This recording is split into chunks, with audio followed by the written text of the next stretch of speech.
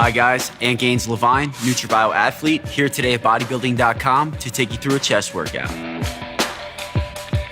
We're gonna crush upper, middle, and lower chest, and then burn out with my 35 rep trademark burnout.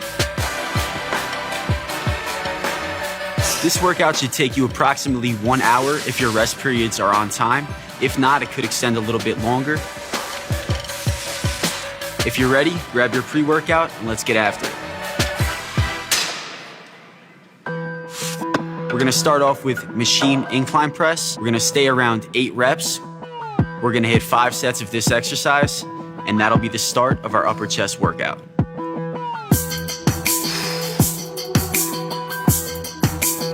We're gonna start out with the machine, so we're on a strict range of motion, and we're able to really isolate the upper chest before moving into other various movements. We're really gonna focus on utilizing the end of the range of motion to completely get a full contraction of the upper chest. Next up, we have incline dumbbell press. Again, the rep range is gonna be around 6 to 10, so 8 is a good mark to shoot for. We're gonna go a little bit heavier on this set and really crush that upper chest. For the incline dumbbell press, we're gonna hit 2 drop sets, totaling in 4 sets. We're gonna go heavier weight, switch to a lighter weight, give yourself some rest in between, and then go heavier weight, lighter weight again. So we start out warming up with the machine. Now we can ensure full range of motion, a full squeeze, and full contraction by pushing the dumbbells across the body and shortening the pectoral muscle as much as possible. When you hit that 8th rep, you should have nothing left in the tank. You wanna go till complete muscle fatigue on all these sets. Next up, we have Smith machine incline press, 3 sets of 6 to 10 reps. I like to keep the machine on a very high incline. This way I can ensure isolation of that upper chest. By utilizing the Smith machine, you could bring your hands a little bit closer and still push heavier weight and get that full contraction at the top. Next up, Incline Cable Fly for a 35 rep burnout.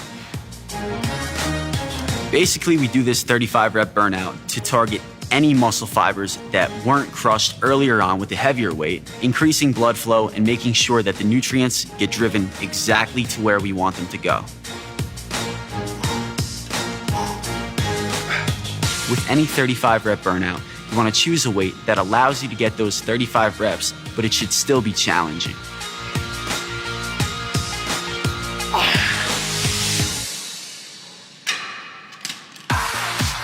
By this point, your upper chest should be completely fatigued, filled with blood flow, but now it's time to move on to the middle chest and lower chest. First up for middle chest, flat bench barbell press. We have 5 sets of 6 to 10 reps. The bench press is a great compound movement to strengthen back, chest, shoulders, and even your core. If you notice, on this exercise, I don't particularly lock out at the top. Instead, I'm keeping complete tension on the muscle to make sure I can maximize the full potential of the workout. Next up, we have 2 drop sets of flat bench dumbbell flies. We're gonna stick around that 6 to 8 rep mark once again. During the previous bench press, we focused a lot on contraction. Now, we're gonna focus on the stretch and the squeeze. The flies are gonna ensure a full stretch and a full squeeze, maximizing blood flow and getting the nutrients exactly where we want them to go. We're hitting drop sets to completely exhaust the muscle and make sure we tax the middle chest as much as possible. Posing in between sets could maximize blood flow and ensure to keep the muscles and joints warm in the area that you're working on. Next up for middle chest, dumbbell pullovers. 3 sets of 6 to 10 reps. You really want to find the point that you could shorten the middle chest as much as possible. During this exercise, the stretch is not the importance. What's the importance is the contraction. If you go too far in this movement, you could actually start to utilize and engage the shoulders rather than the middle chest. Last up for middle chest, another 35 rep burnout, and it's gonna be mid-chest cable flies. We're gonna do these on our knees to ensure complete muscle isolation.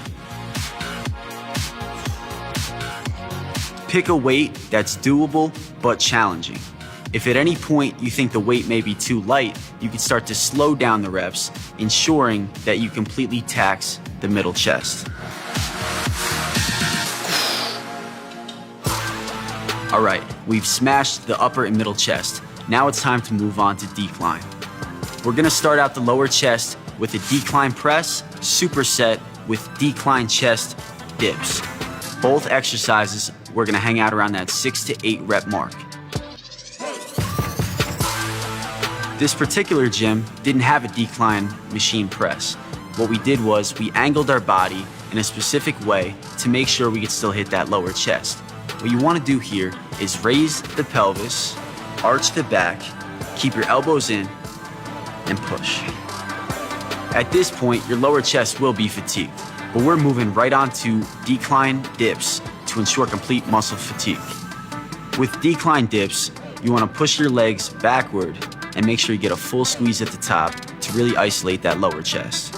By squeezing at the top, you can make sure that you're shortening the lower chest as much as possible.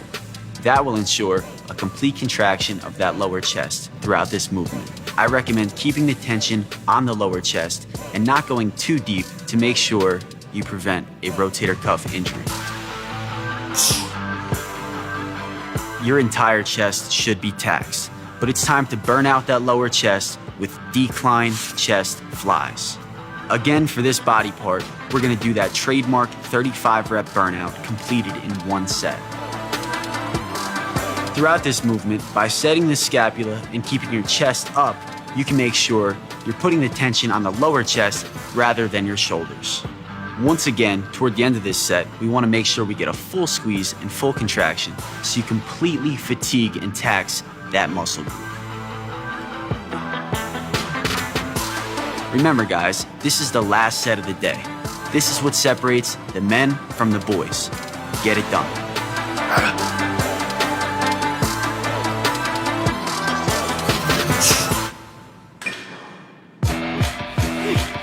So you've completed my workout. You started with the upper chest, we went to the middle chest, and then finished off with the lower chest. You should put this chest workout into your split at least once a week. Complete this over a period of 4 weeks or more, and I will ensure you'll make muscle gains. The full breakdown of this workout is detailed for you below here at bodybuilding.com. If you have any questions for me about this workout, you can find me on Instagram at AntGains. For more free videos and articles from athletes like me, come back to bodybuilding.com.